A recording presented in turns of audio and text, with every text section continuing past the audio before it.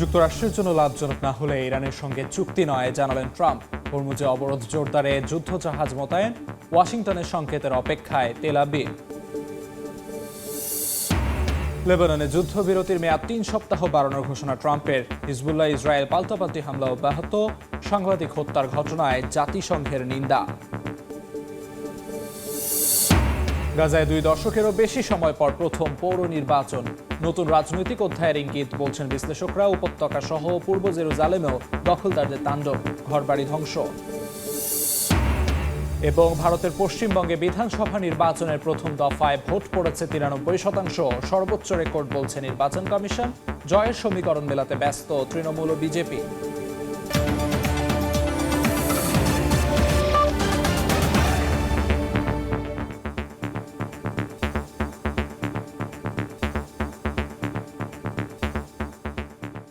আন্তর্জাতিক সময়ের সঙ্গে আছি আমি আমিরুল ইসলাম আলিফ। যুক্তরাষ্ট্রের জন্য উপযুক্ত এবং লাভজনক না হওয়া পর্যন্ত ইরানের সঙ্গে চুক্তি নয় বলে জানিয়েছেন মার্কিন প্রেসিডেন্ট ডোনাল্ড ট্রাম্প। একই সঙ্গে ইরানে পারমাণবিক হামলা চালানো হবে না বলেও জানিয়েছেন তিনি। তবে হরমুজ প্রণালী নিজেদের নিয়ন্ত্রণে আছে দাবি করে মাইন বসানো নৌযান দখলেই গুলির নির্দেশ দিয়েছেন ট্রাম্প। এদিকে তেহরানও আলোচনা চায় বলে জানিয়েছেন ইরানি প্রেসিডেন্ট মাসুদ পেজেশকিয়ান। তবে মার্কিন অবরোধ প্রতিশ্রুতি ভঙ্গ প্রধান বাধা বলে উল্লেখ করেন তিনি। ইরানের সঙ্গে সংঘাত বন্ধে কোনো নির্দিষ্ট সময়সীমা নেই বলে জানিয়েছেন মার্কিন প্রেসিডেন্ট ডোনাল্ড ট্রাম্প। বৃহস্পতিবার হোয়াইট হাউসে মার্কিন প্রেসিডেন্ট স্পষ্ট জানান, যুক্তরাষ্ট্রের জন্য উপযুক্ত এবং লাভজনক না হওয়া পর্যন্ত ইরানের সঙ্গে কোনো সমঝোতায় যাবে না ওয়াশিংটন। তেহরানের সঙ্গে চিরস্থায়ী চুক্তিতে পৌঁছানোর জন্য তিনি অপেক্ষা করবেন বলেও জানান। এদিন ইরানে পারমাণবিক হামলার বিষয়ে প্রশ্ন করলে সাংবাদিকের ওপর রীতিমতো চটে যান ট্রাম্প। তেহরানে পারমাণবিক হামলা চালানো হবে না বলে জানান তিনি। কেন এমন নির্বোধের মতো প্রশ্ন করা হলো? কেন আমি পারমাণবিক অস্ত্র ব্যবহার করতে যাব যখন সাধারণ অস্ত্র দিয়েই তাদের পুরোপুরি ধ্বংস করে দিয়েছি? না, আমি এটা ব্যবহার করব না। পারমাণবিক অস্ত্র কখনোই কারো ব্যবহার করতে দেওয়া উচিত নয়। এর মধ্যেই হরমুজ প্রণালী পুরোপুরি নিজেদের নিয়ন্ত্রণে আছে উল্লেখ করে মাইন স্থাপনকারী কোনো নৌযান দেখলেই গুলি চালানোর নির্দেশ দিয়েছেন মার্কিন প্রেসিডেন্ট। আলোচনা ও চুক্তির কথা বললেও মধ্যপ্রাচ্য ও ভারত মহাসাগরীয় অঞ্চলে নিজেদের সামরিক শক্তি আরও বাড়িয়েছে ওয়াশিংটন। বর্তমানে ওই অঞ্চলে 2টি বিমানবাহী রণতরী সহ যুক্তরাষ্ট্রের অন্তত 26টি যুদ্ধ জাহাজ অবস্থান করছে। বৃহস্পতিবার মার্কিন প্রশাসনের এক কর্মকর্তা এ তথ্য নিশ্চিত করেছেন।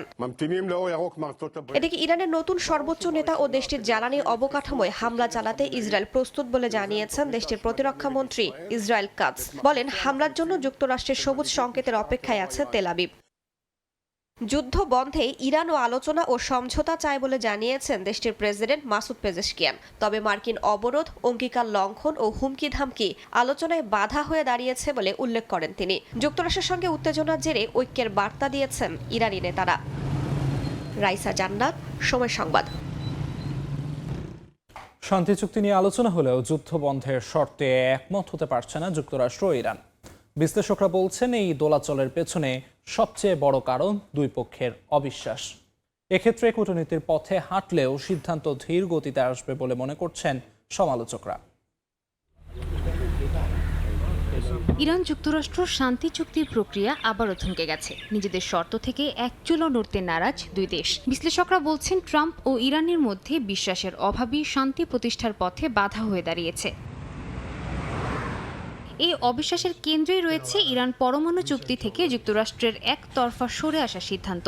সাবেক প্রেসিডেন্ট বারাক ওবামার আমলে হওয়া ওই চুক্তি আন্তর্জাতিকভাবে সফল হিসেবে বিবেচিত হলেও 2018 সালে সেটিকে বিপর্যয় আখ্যা দিয়ে বাতিল করেন ট্রাম্প। এতে তেহরানের কাছে ওয়াশিংটনের প্রতিশ্রুতি প্রশ্নবিদ্ধ হয়ে পড়ে।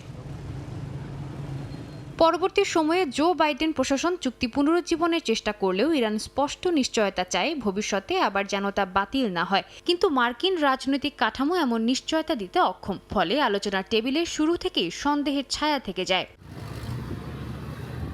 অবিশ্বাস আরও গভীর হয়েছে সাম্প্রতিক ঘটনাগুলোতে। ইরানের অভিযোগ, কূটনৈতিক আলোচনা চলাকালীন সামরিক পদক্ষেপ নিয়েছে ওয়াশিংটন, যা আলোচনার আন্তরিকতা নিয়ে প্রশ্ন তুলেছে। অন্যদিকে যুক্তরাষ্ট্রের দাবি, ইরান দীর্ঘদিন ধরে তাদের পরমাণু কর্মসূচি নিয়ে অস্পষ্টতা ও গোপনীয়তা বজায় রেখেছে, যা আস্থার সংকটকে আরও বাড়িয়েছে।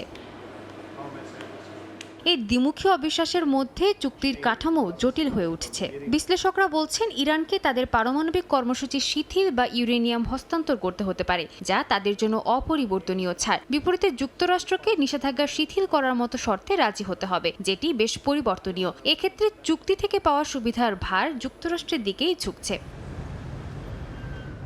এরপরও ট্রাম্প ও ইরান দুই পক্ষই কূটনীতিকে আরও একবার সুযোগ দিতে আগ্রহী বলে মনে হচ্ছে। তবে দুই দেশের একটি চুক্তির রূপরেখা এমনভাবে সাজাতে হবে যাতে কোনো পক্ষই বাড়তি সুবিধা নিয়ে সরে পড়ার সুযোগ না পায়। সাদিয়া তাসনিম, সময় সংবাদ। হরমুজ প্রণালীতে নৌ অবরোধ, আকাশপথে স্থবিরতা ইরানের স্বাস্থ্য খাতে চাপ বাড়িয়েছে। ক্যান্সারের ওষুধ থেকে ব্যথানাশকের জরুরি সরবরাহে দেখা দিয়েছে ঘাটতি। পরিস্থিতি স্বাভাবিক না হলে এ সংকট দীর্ঘায়িত হওয়ার আশঙ্কা করছেন চিকিৎসকরা। হরমুজ প্রণালীতে নৌ অবরোধ এবং জ্বালানি সরবরাহে বড় ধরনের ব্যাঘাত ইরানের আমদানি ব্যবস্থাকে কার্যত ধাক্কা দিয়েছে। আকাশপথে কার্গো ফ্লাইট বন্ধ থাকায় চিকিৎসা সরঞ্জাম ও ওষুধের সরবরাহ চেইন মারাত্মকভাবে ক্ষতিগ্রস্ত হচ্ছে। এতে রাজধানী তেহরান সহ বিভিন্ন শহরের হাসপাতালে জরুরি ওষুধের প্রবাহ কমে এসেছে। ইবনে সিনা হাসপাতাল কর্তৃপক্ষ জানায় কেমোথেরাপি ড্রাগ, ব্যথানাশক ও উচ্চ রক্তচাপের ওষুধের ঘাটতি চোখে পড়ছে। পেট্রোকেমিক্যাল উৎপাদনে বিঘ্ন এবং আমদানি জটিলতা এই সংকটকে আরও তীব্র করে তুলছে। যুদ্ধ বা উত্তেজনাপূর্ণ পরিস্থিতিতে ওষুধের ঘাটতি হওয়া স্বাভাবিক। কিছু কেমোথেরাপির ওষুধ এরই মধ্যে ঘাটতি দেখা দিয়েছে। এছাড়া পেট্রোকেমিক্যাল উৎপাদন বন্ধ থাকায় স্যালাইন ও ওষুধের প্যাকেজিং সামগ্রীতেও ঘাটতি দেখা দিতে পারে। যদিও এখন পর্যন্ত ইরান সরকার ও স্বাস্থ্য খাত বড় ধরনের ওষুধ সংকট ঠেকাতে সক্ষম হয়েছে, তবে চিকিৎসকদের মতে পরিস্থিতি নাজুক। দেশের মজুদ আর কতদিন চাহিদা মেটাতে পারবে সেটি এখন সবচেয়ে বড় প্রশ্ন। অন্যদিকে যুদ্ধবিরতির ভবিষ্যৎ নিয়েও অনিশ্চয়তা কাটছে না। মার্কিন প্রেসিডেন্ট ডোনাল্ড ট্রাম্প হঠাৎ করেই যুদ্ধবিরতি বাড়ানোর ঘোষণা দিলেও তা আনুষ্ঠানিক সমঝোতার অংশ কিনা তা স্পষ্ট নয়। ইরানের প্রস্তাব নিয়ে শান্তি আলোচনার কথা বলা হলেও উত্তেজনা এখনও রয়েছে। এতে সরবরাহ সংকট দীর্ঘায়িত হওয়ার আশঙ্কা তৈরি হচ্ছে। লাইসা জান্নাত, সময় সংবাদ। ইরান যুদ্ধ ঘিরে বৈশ্বিক জ্বালানি সংকট তীব্র আকার ধারণ করেছে। বিদ্যুৎ সংকট ও দাম বাড়ায় ইউরোপের বিভিন্ন দেশে নাগরিকদের মধ্যে নাটকীয়ভাবে বেড়েছে রুফটপ সোলার সিস্টেমের চাহিদা। বিশেষজ্ঞরা বলছেন এই প্রবণতা শুধু সাময়িক মূল্য বৃদ্ধির প্রতিক্রিয়া নয়, বরং ইউরোপের জ্বালানি নিরাপত্তা কৌশলের পুনর্গঠনের অংশ। ইরান যুদ্ধ শুরুর পর ইউরোপের দেশগুলোতে ব্যাপকভাবে বেড়েছে তেল, গ্যাস ও বিদ্যুতের দাম, যা ভোক্তা ও কোম্পানি উভয়ের উপর চাপ সৃষ্টি করেছে। অনিশ্চিত জ্বালানি বাজারের ওপর নির্ভরতা কমাতে এবং বিকল্প খুঁজতে শুরু করেছে সাধারণ পরিবারগুলো। জার্মানি, যুক্তরাজ্য ও নেদারল্যান্ডসের মতো উন্নত দেশগুলো নবায়নযোগ্য শক্তিকে বিকল্প হিসেবে ব্যবহার করছে। তাই রুফটপ সোলার সিস্টেমে দ্রুত আগ্রহ বাড়ছে অনেকের, যার প্রভাব পড়ছে বাজারেও। একাধিক সরবরাহকারী ও ইউটিলিটি কোম্পানি বলছে, যুদ্ধ শুরুর পর থেকেই গৃহস্থালী পর্যায়ে সোলার সিস্টেমের চাহিদা কয়েক গুণ বেড়েছে। কিছু ক্ষেত্রে নতুন অর্ডার 3 থেকে 4 গুণ পর্যন্ত বৃদ্ধি পেয়েছে। পাশাপাশি খরচ কমে যাওয়ায় খুশি ভোক্তারাও। মার্চ মাসে আমাদের নেট বিক্রি 70 মিলিয়ন ইউরোতে পৌঁছেছে, যা 1 বছর আগের তুলনায় 3 গুণেরও বেশি। চাহিদা সামাল দিতে কর্মী সংখ্যা প্রায় 85 জন বাড়ানোর পরিকল্পনা রয়েছে আমাদের। জ্বালানি খরচ কমানোর জন্য আমরা এটা স্থাপন করছি, এতে অনেক অর্থ সাশ্রয় হচ্ছে। বিশেষজ্ঞদের মতে এই প্রবণতা শুধু সাময়িক মূল্য বৃদ্ধির প্রতিক্রিয়া নয়, বরং ইউরোপের জ্বালানি নিরাপত্তা কৌশলের পুনর্গঠনের অংশ। রাশিয়া ইউক্রেন যুদ্ধ পরবর্তী নতুন করে শুরু হয় এই জ্বালানি অস্থিরতা এখন ইরান যুদ্ধের মাধ্যমে আরও গভীর হয়েছে। ফলে জীবাশ্ম জ্বালানির ওপর নির্ভরতা কমিয়ে নবায়নযোগ্য শক্তির দিকে দ্রুত ঝুঁকছে ইউরোপ। নাসরিন রুমি, সময় সংবাদ। হরমুজ প্রণালীতে চলমান মার্কিন নৌ অবরোধের মধ্যেই পদত্যাগ করেছেন যুক্তরাষ্ট্রের নৌবাহিনীর প্রধান জন ফেলন। পেন্টাগন জানিয়েছে তার পদত্যাগ তাৎক্ষণিকভাবেই কার্যকর হয়েছে। মুখপাত্র শন পার্নেল জানান, নৌবাহিনীর আন্ডার সেক্রেটারি হুং চাও অস্থায়ীভাবে এই দায়িত্ব পালন করবেন। তবে ফেলানের পদত্যাগের নির্দিষ্ট কারণ জানানো হয়নি। সাম্প্রতিক মাসগুলোতে ট্রাম্প প্রশাসনে একাধিক শীর্ষ সামরিক কর্মকর্তার বিদায়ের ধারাবাহিকতায় এটিও নতুন সংযোজন। এর আগে সেনাবাহিনীর প্রধান সহ বেশ কয়েকজন কর্মকর্তাকে সরিয়ে দেন প্রতিরক্ষামন্ত্রী পিট হেগসেথ। ইরানের নির্বাসিত ক্রাউন প্রিন্স রেজা পাহলভির ওপর লাল রঙের তরল নিক্ষেপের ঘটনা ঘটেছে। জার্মানির বার্লিনে একটি ভবন থেকে সংবাদ সম্মেলন করে বের হওয়ার পরই তার উপর রং ছুঁড়ে মারেন এক যুবক। ধারণা করা হচ্ছে সেটি টমেটো জুস বা সস হবে। তরল ছুঁড়ে মারার পর সাথে সাথে ওই যুবককে আটক করে সেখানে থাকা নিরাপত্তা বাহিনীর সদস্যরা। বৃহস্পতিবার ওই সংবাদ সম্মেলনে ইরান ও যুক্তরাষ্ট্রের যুদ্ধবিরতির সমালোচনা করেন রেজা পাহলভি। এরপরেই তার উপর তরল ছুঁড়ে মারা হয়। এই ঘটনার কিছুক্ষণের মধ্যে গাড়িতে করে ঘটনাস্থল ত্যাগ করেন রেজা। 65 বছর বয়সী রেজা পাহলভি ইরানের শেষ শাহ শাসকের ছেলে। তার বাবা 1979 সালে জনপ্রিয় গণ অভ্যুত্থানে ক্ষমতাচ্যুত হন। আন্তর্জাতিক সময় আরও থাকছে। দক্ষিণ কোরিয়ায় শ্রমিক অসন্তোষের মুখে স্যামসাং ইলেকট্রনিক্স। বেতন বোনাস বৈষম্যের জেরে বিক্ষোভে 40,000 কর্মী, দাবি আদায়ে কঠোর ধর্মঘটের হুঁশিয়ারি।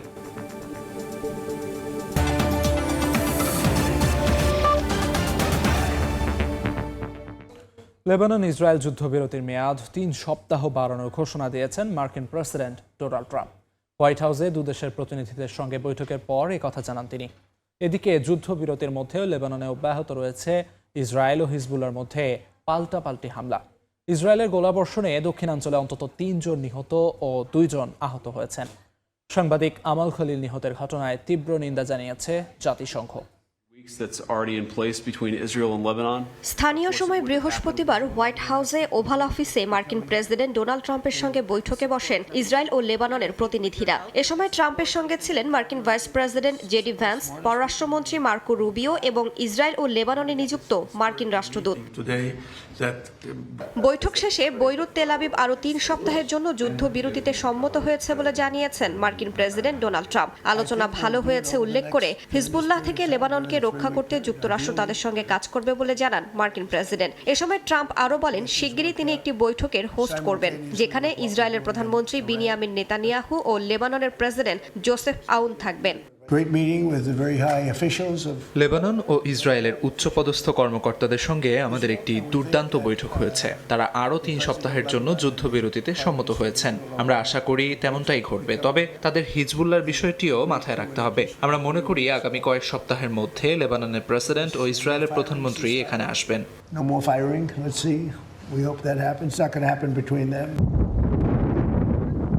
এদিকে যুদ্ধবিরতির তোয়াক্কা না করে লেবাননের দক্ষিণাঞ্চলে হামলা চালাচ্ছে ইসরায়েলি সেনারা। বৃহস্পতিবারও লেবাননের সশস্ত্র গোষ্ঠী হিজবুল্লাহর ঘাঁটি লক্ষ্য করে চলে গোলাবর্ষণ। এতে বেশ কয়েকজন হতাহতের ঘটনা ঘটে। ইসরায়েলি সেনাবাহিনীর দাবি, সীমান্ত এলাকায় সামরিক ও কৌশলগত নীতি বজায় রেখে হিজবুল্লাহর হুমকি ঠেকানো হচ্ছে।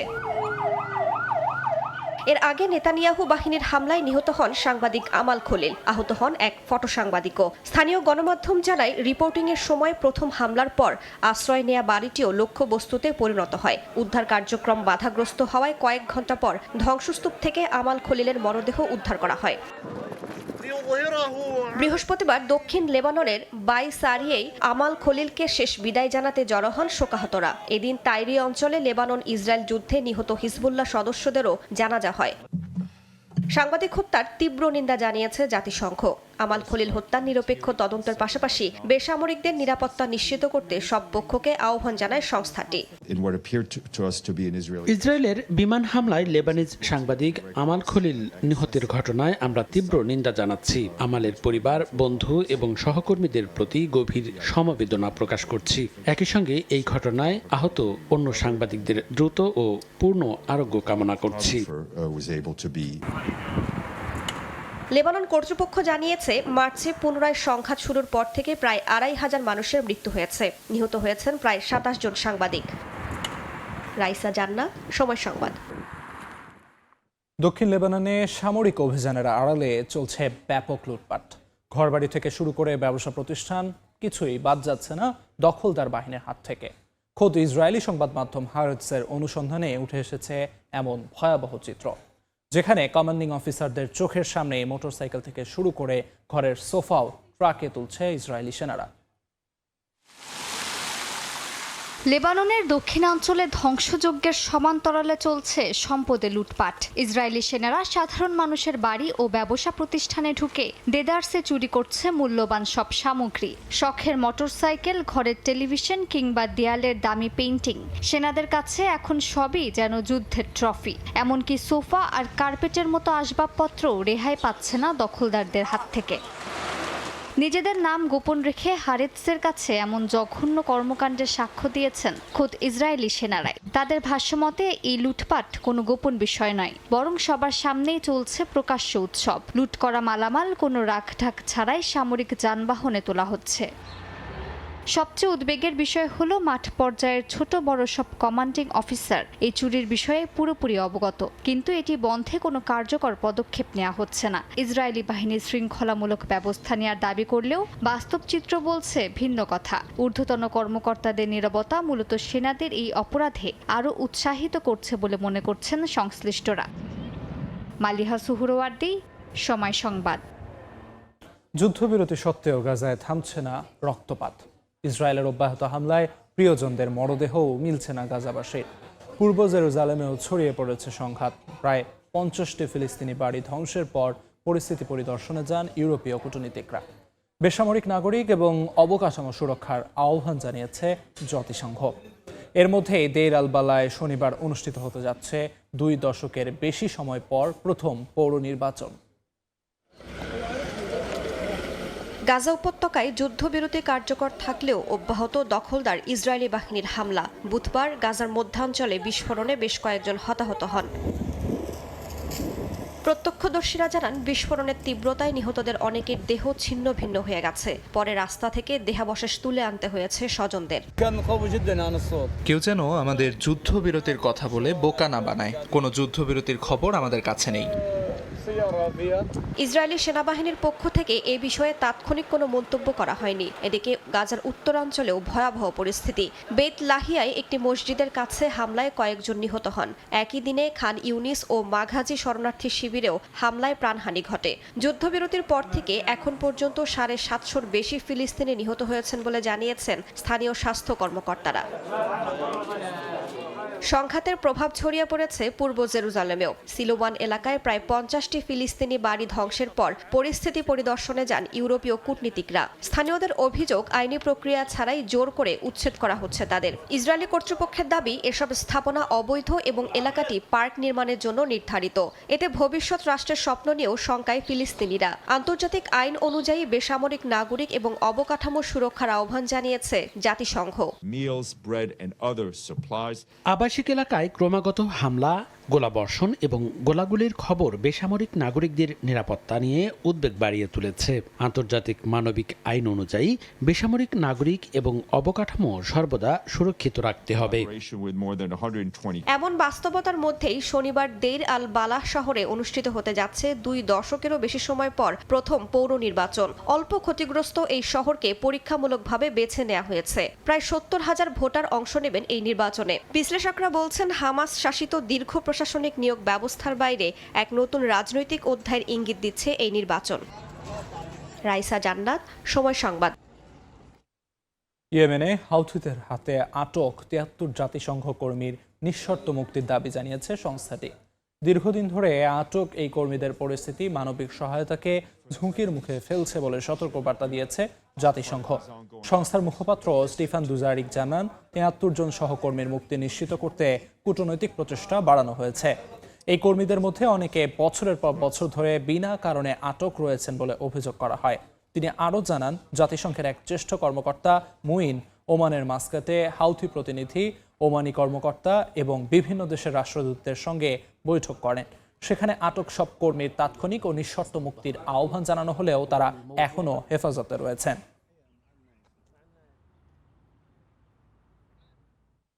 দুই যুদ্ধ উত্থানের পথ তৈরি করে দিয়েছে পাকিস্তানের সেনাপ্রধান আসিম মুনিরের। কাতার ভিত্তিক গণমাধ্যম আল জাজিরার প্রতিবেদন অনুযায়ী গেল বছর ভারতের বিরুদ্ধে পাকিস্তানের যুদ্ধ ও বর্তমান ইরান যুদ্ধে মধ্যস্থতাকারী আসিম মুখ্য ভূমিকা পালন করেছেন। আসিমের এই উত্থান যেমন আন্তর্জাতিক স্বীকৃতি এনেছে, তেমনি দেশের ভেতরে ক্ষমতার ভারসাম্য নিয়েও তৈরি হয়েছে নতুন প্রশ্ন। যুদ্ধ যেখানে বৈশ্বিক অস্থিরতার প্রতীক, সেখানেই তা পাকিস্তানের সেনাপ্রধান আসিম মুনিরের জন্য হয়ে উঠেছে কৌশলগত সুযোগ। মার্কিন প্রেসিডেন্ট ডোনাল্ড ট্রাম্প ইরানের বিরুদ্ধে যুদ্ধবিরতির সময়সীমা বাড়ানোর সময় সরাসরি কৃতিত্ব দেন পাকিস্তানের সেনাপ্রধান আসিম মুনিরকে।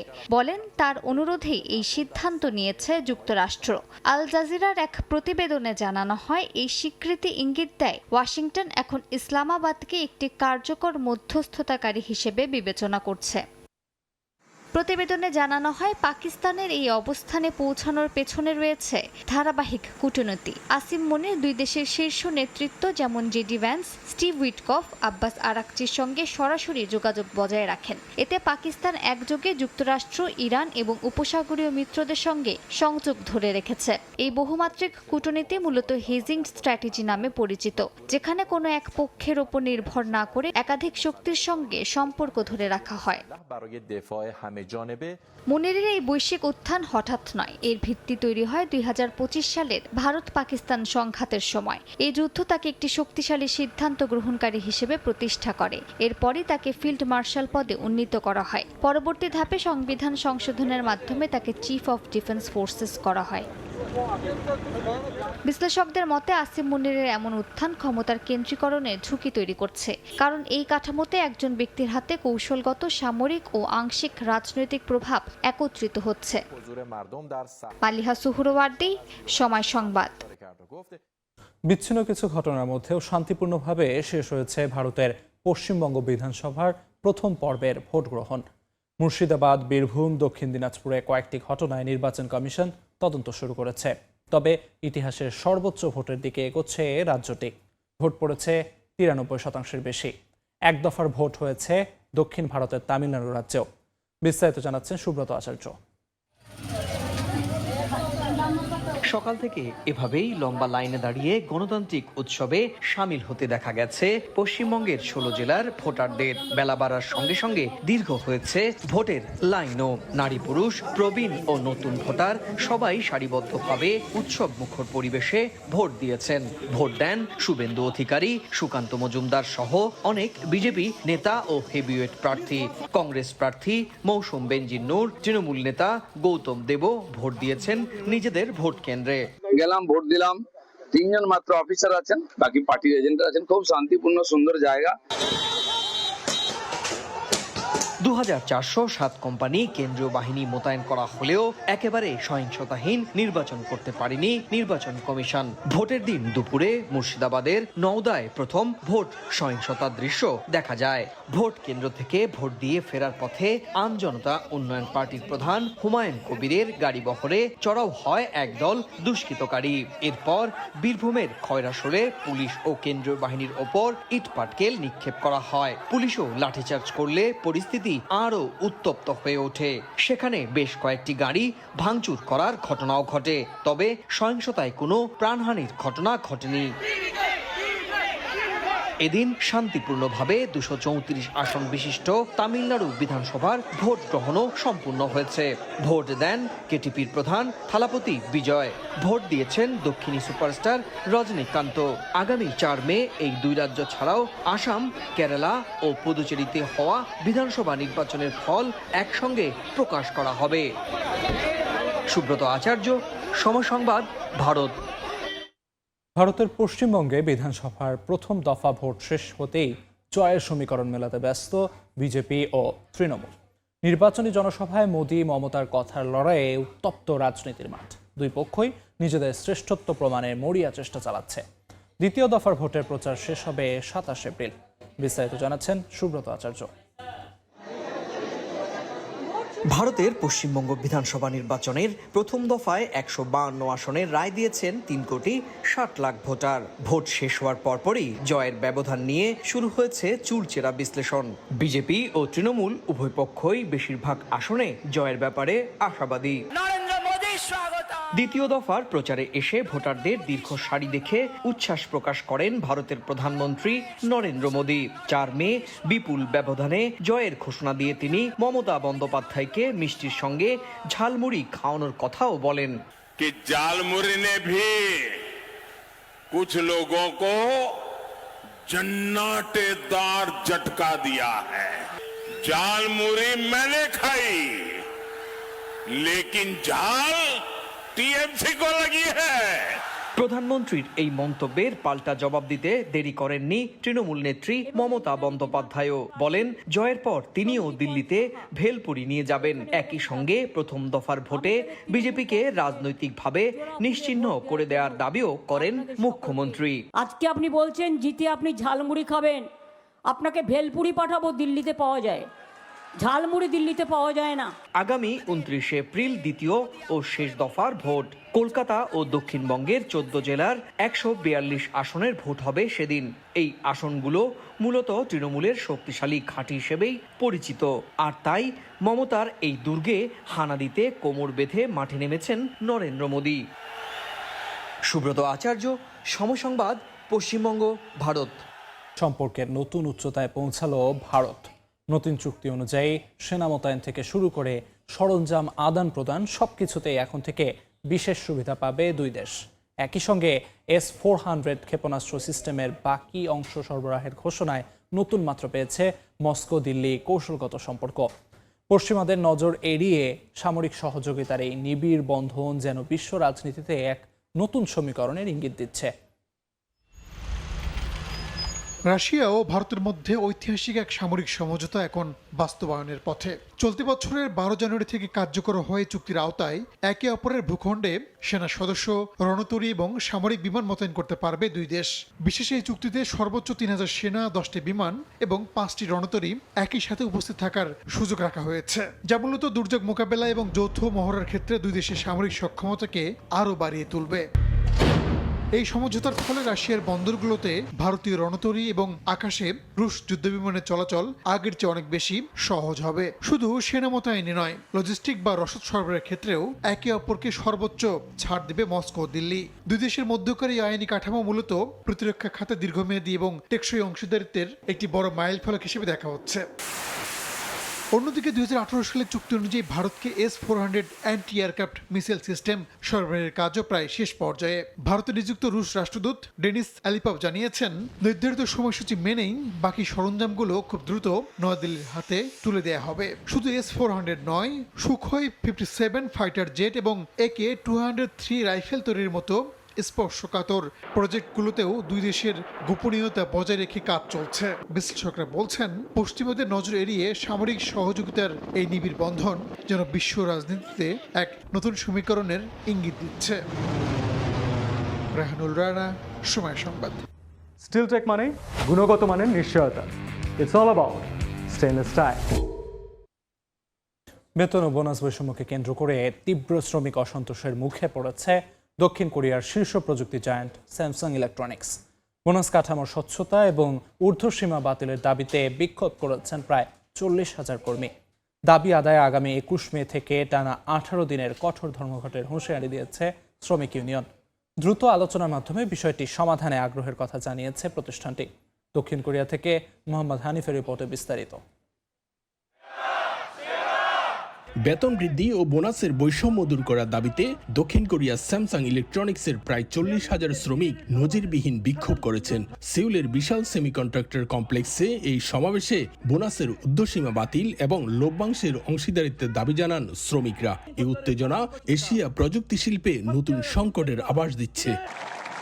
প্রতিদ্বন্দ্বী চিপ নির্মাতা প্রতিষ্ঠান SK হাইনিক্সের তুলনায় উল্লেখযোগ্যভাবে কম বোনাস পাওয়া নিয়ে স্যামসাং কর্মীদের মধ্যে দীর্ঘদিন ধরে অসন্তোষ ছিল। বিক্ষোভকারী কর্মীরা বলছেন, শীর্ষ কর্মকর্তাদের জন্য বিপুল বোনাস বরাদ্দ থাকলেও সাধারণ শ্রমিকরা অবহেলিত।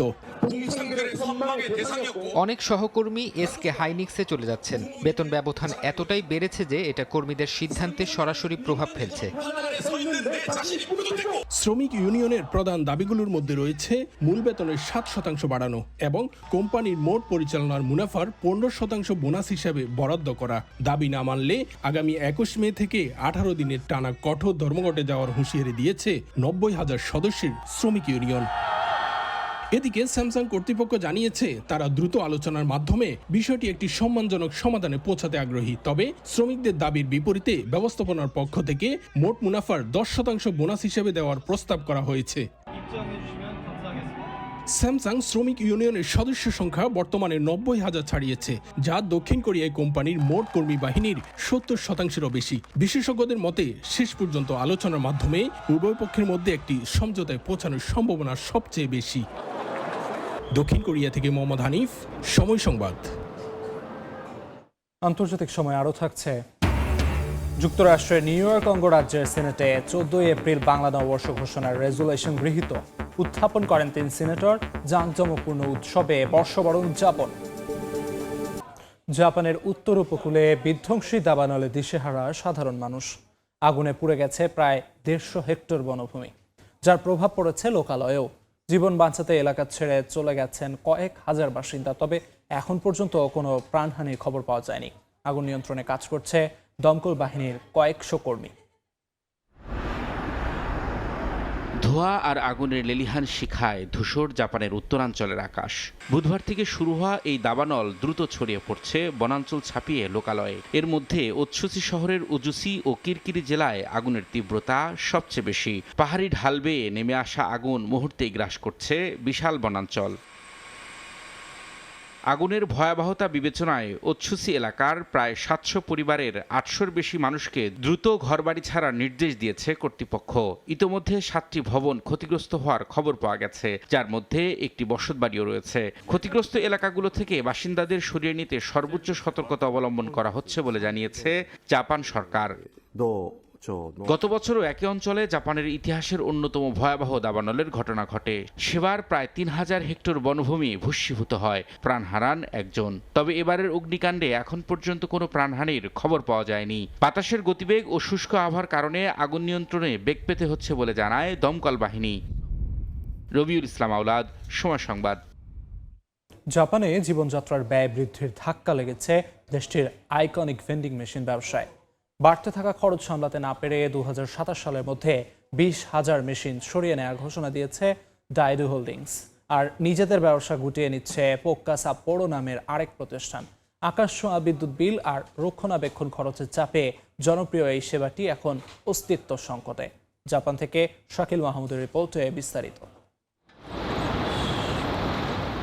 জাপানে কিছুদিন আগেও ভেন্ডিং মেশিন ছিল লাভজনক ব্যবসা। 24 ঘন্টা সেবা আর সহজলভ্যতার কারণে এটি পরিণত হয়েছিল দেশটির জীবনযাত্রার অবিচ্ছেদ্য অংশ হিসেবে। তবে বাড়তে থাকা বিদ্যুৎ ও রক্ষণাবেক্ষণ ব্যয়, নিয়মিত রিফিল এবং শ্রমিক সংকটের জেরে এই ব্যবসার খরচ বেড়ে গেছে। লোকসান কমাতে ধীরে ধীরে মেশিন সংখ্যা কমাচ্ছে অনেক প্রতিষ্ঠান। খরচের বাড়তি চাপ সামলাতে না পেরে 2027 সালের মধ্যে 20,000 মেশিন সরিয়ে নেওয়ার ঘোষণা দিয়েছে ডাইডু হোল্ডিংস। নাগোয়া ভিত্তিক কোম্পানি পোকা সাপ্পোরো তাদের 40,000 ভেন্ডিং মেশিনের বিশাল কার্যক্রম ওসাকার একটি প্রতিষ্ঠানের কাছে বিক্রি করে দিয়েছে। ভেন্ডিং মেশিনের প্রতি এই ভোক্তাভিমুখিতার পেছনে পণ্যের দামের পার্থক্য একটি বড় কারণ। সুপারমার্কেট বা ডিসকাউন্ট শপের তুলনায় ভেন্ডিং মেশিনে পানীয়র দাম অনেক ক্ষেত্রে 10 থেকে 20% পর্যন্ত বেশি।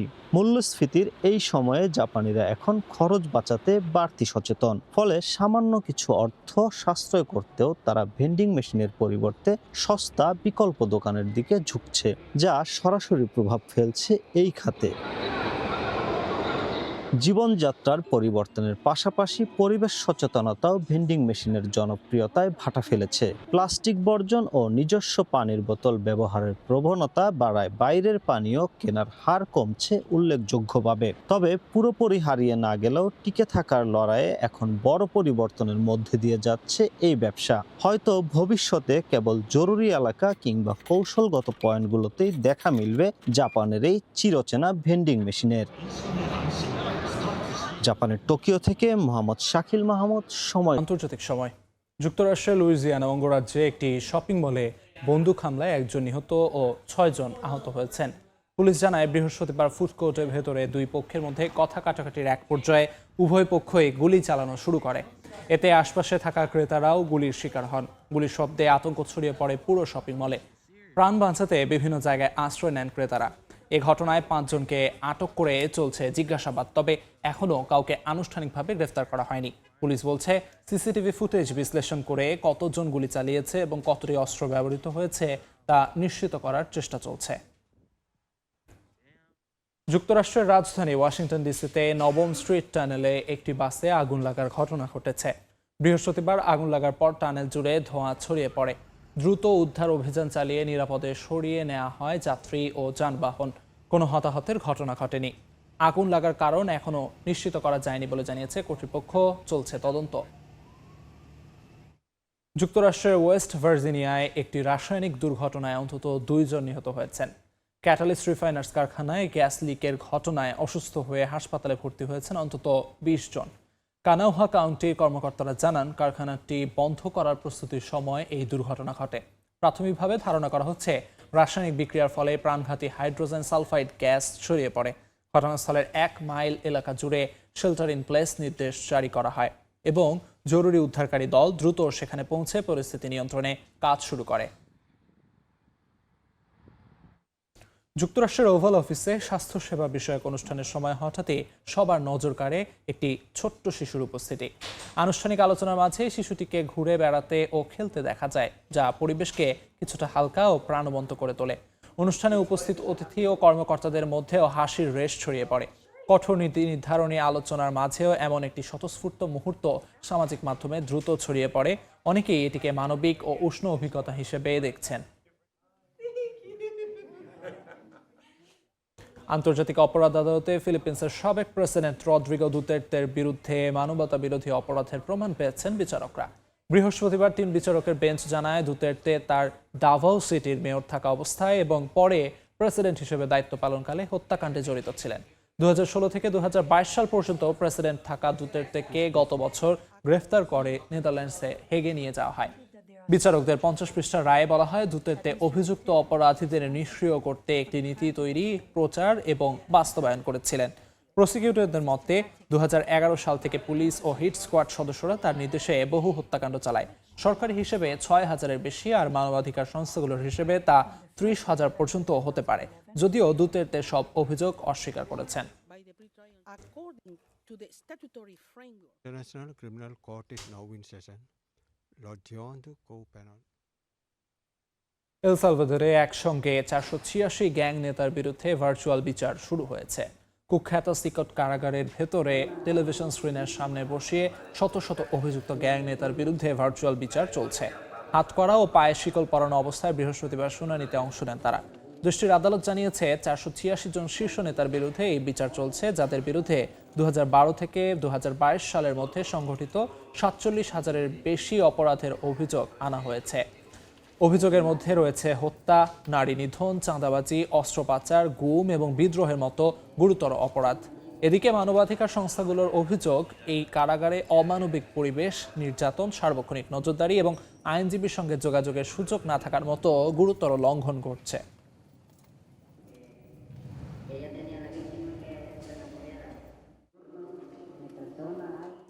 যুক্তরাষ্ট্রের ওকলাহোমায় টর্নেডোর আঘাতে ক্ষতিগ্রস্ত হয়েছে বহু ঘরবাড়ি। স্থানীয় সময় বৃহস্পতিবার ওকলাহোমার ব্রামন শহরে অগ্রসর হয় টর্নেডোটি। একই সময় এনিডের কাছেও আরেকটি টর্নেডো আঘাত হানে। এতে আশপাশের আবাসিক এলাকায় ব্যাপক ক্ষয়ক্ষতি হয়। ওকলাহোমা, কানসাস জুড়ে আরও টর্নেডো সতর্কতা জারি করা হয়েছে। পাশাপাশি ঝড়, শিলাবৃষ্টি ও দমকা হওয়ার আশঙ্কা করছে কর্তৃপক্ষ।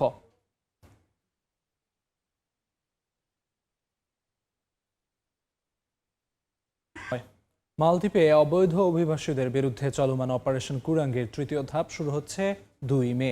এ ধাপে ভিসা ফি পরিশোধ না করা অভিবাসীদের বিরুদ্ধে কঠোর ব্যবস্থা সহ নিজ দেশে ফেরত পাঠানো হবে বলে জানিয়েছেন দেশটির স্বরাষ্ট্রমন্ত্রী আলী হোসেন।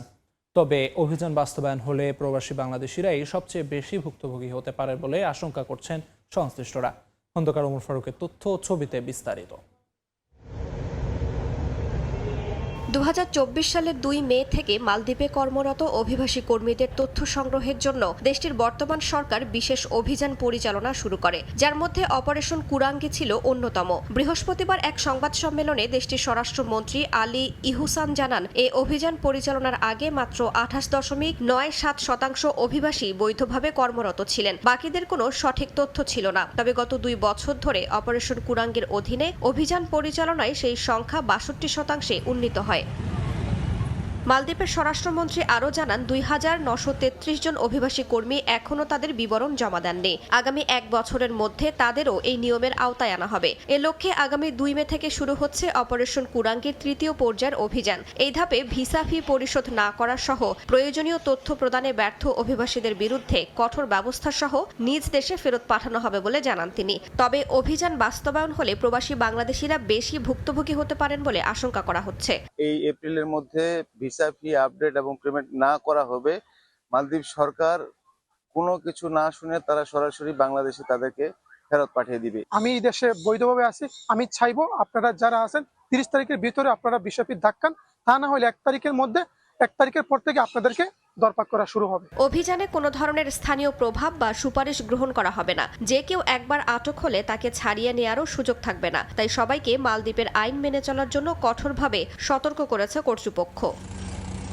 মালদ্বীপ, সময় সংবাদ। প্রবাসীদের জন্য সিভিল আইডি ও ভিসা সংক্রান্ত নতুন নির্দেশনা জারি করেছে কুয়েত। মধ্যপ্রাচ্যে অস্থিরতার জেরে যারা কুয়েতের বাইরে আটকা পড়েছেন তাদের জন্য 3 মাস মেয়াদী ইলেকট্রনিক লিভ পারমিট চালু করা হয়েছে। তবে যাদের ভিসার মেয়াদ শেষ হয়েছে তাদের প্রবেশাধিকার না দিয়ে পুনরায় আবেদনের নির্দেশ দেওয়া হয়েছে। এমন খবরে মিশ্র প্রতিক্রিয়া দেখা দিয়েছে দেশটির প্রবাসী বাংলাদেশিদের মাঝে। মঈন সুমনের রিপোর্টে বিস্তারিত। ইরান যুদ্ধ শুরুর জেরে বিপাকে পড়েন কুয়েতের বাইরে থাকা দেশটির বৈধ সিভিল আইডিধারীরা। 28 ফেব্রুয়ারির পর কুয়েতে ফিরতে পারছিলেন না অনেকে। তাদের জন্য বিশেষ সুবিধা দিচ্ছে দেশটির সরকার। নতুন নির্দেশনা অনুযায়ী এসব প্রবাসীদের জন্য 3 মাস মেয়াদী ইলেকট্রনিক লিভ পারমিট চালু করা হয়েছে। যারা নতুন করে কুয়েতের কোম্পানির ভিসা খরিদ করেছে যুদ্ধের কারণে সেগুলো ক্যান্সেল হয়ে গেছে। এখন বলা যায় না এটা ভবিষ্যৎ কি, হয়তো টাকা মারিয়ে দিতে পারে, হয়তো বা কোনো ব্যবস্থা হতেও পারে সরকারের পক্ষ থেকে। যদি না সরকারের পক্ষ থেকে কোনো ব্যবস্থা না করে তাহলে আর্থিকভাবে আমরা ক্ষতিগ্রস্ত। অন্যদিকে নতুন এন্ট্রি ভিসাধারীদের জন্য নিয়মে কড়াকড়ি আরোপ করা হয়েছে। গৃহকর্মী, সাধারণ শ্রমিক কিংবা ফ্যামিলি ভিসায় যারা নতুন ভিসা পেয়েছেন কিন্তু এখনো কুয়েতে প্রবেশ করতে পারেননি তাদের ভিসার মেয়াদ আর বাড়ানো হচ্ছে না। যাদের ভিসার মেয়াদ এরই মধ্যে শেষ হয়ে গেছে তাদের পুনরায় কুয়েতে যেতে হলে নতুন করে সব প্রক্রিয়া সম্পন্ন করে আবেদন করতে হবে। যারা বাংলাদেশি ভাইদেরকে ভিসা দিচ্ছেন কোম্পানির মাধ্যমে বা কফিলের মাধ্যমে, যদি ভিসা নষ্ট হয়ে যায় কি তারা অন্ততপক্ষ তারার ভিসার ড্যামেজ দিয়েও তারা আবার আনার ব্যবস্থা করবা। কারণ সবাই তো 8-9 লাখ টাকা দিয়া ভিসা খরিদ করছে, জায়গা জমিন বিক্রি হইয়া। কুয়েত সরকারের এমন সিদ্ধান্তে প্রবাসীদের মাঝে মিশ্র প্রতিক্রিয়া দেখা দিয়েছে। পুরানোরা এই ঘোষণায় হাঁপ ছেড়ে বাঁচলেও নতুন ভিসা প্রাপ্তরা আর্থিক ক্ষতির আশঙ্কায় দিন কাটাচ্ছেন। মঈন সুমন, সময় সংবাদ, কুয়েত। যুক্তরাষ্ট্রের নিউ ইয়র্ক অঙ্গরাজ্যে সিনেটে 14 এপ্রিল বাংলা নববর্ষ ঘোষণার ঐতিহাসিক রেজুলেশন গৃহীত হয়েছে। স্টেট ক্যাপিটালে রেজুলেশনটি উত্থাপন করেন 3 সিনেটর। এর মধ্য দিয়ে বাংলা বর্ষবরণের 3 দিনের জাঁকজমকপূর্ণ উৎসব শেষ হয়েছে। নিউ ইয়র্ক থেকে হাসানুজ্জামান সাকির রিপোর্টে বিস্তারিত। বাংলা বর্ষবরণের শুরুটা হয়েছিল টাইম স্কয়ারে, শেষ হলো নিউ ইয়র্ক স্টেট ক্যাপিটলে। বুধবার স্টেট সিনেটে গৃহীত হয় 14 এপ্রিল বাংলা নববর্ষ ঘোষণার ঐতিহাসিক resolution. Senator Louis Sepulveda, Natalia Fernandez ও টোবি অ্যান্ড স্টাভেস্কি রেজুলেশনটি উত্থাপন করলে তা সর্বসম্মতিক্রমে গৃহীত হয়। এ সময় সিনেটর স্টাভেস্কি বলেন, বহু ভাষাভাষী ও জাতিগোষ্ঠীর নিউ ইয়র্কে বাঙালিরা শিক্ষা, ব্যবসা ও সংস্কৃতিতে গুরুত্বপূর্ণ ভূমিকা রাখছে। এই রেজুলেশন সেই অবদানের স্বীকৃতি। আমি এটা জেনে আগ্রহী হয়েছিলাম যে বাংলা বিশ্বের 6ঠতম সর্বাধিক প্রচলিত ভাষা। বিপুল সংখ্যক মানুষ বাংলায় কথা বলে এবং তারা যুক্তরাষ্ট্রে আমাদের জীবনে অত্যন্ত গুরুত্বপূর্ণ প্রভাব রাখছে।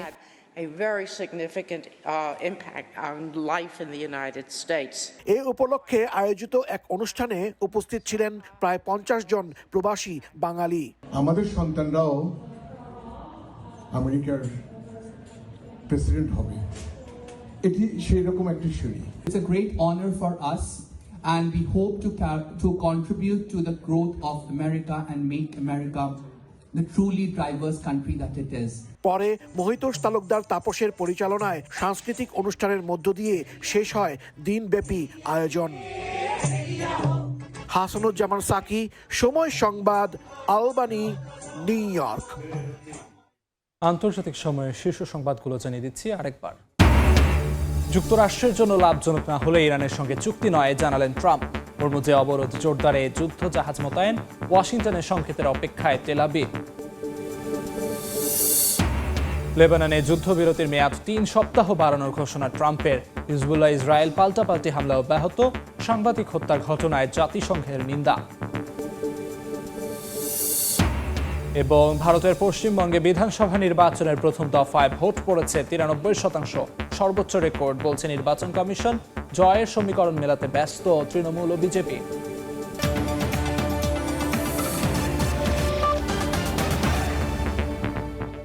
এই ছিল আন্তর্জাতিক সময়ের পর সকাল 10টার সময় সংবাদ নিয়ে সঙ্গে থাকবেন মিসবাহুল আলিফ। ধন্যবাদ আলিফ। সকাল 10টার সময় সংবাদ নিয়ে আসছি কিছুক্ষণ পর, সঙ্গেই থাকুন সময়ের।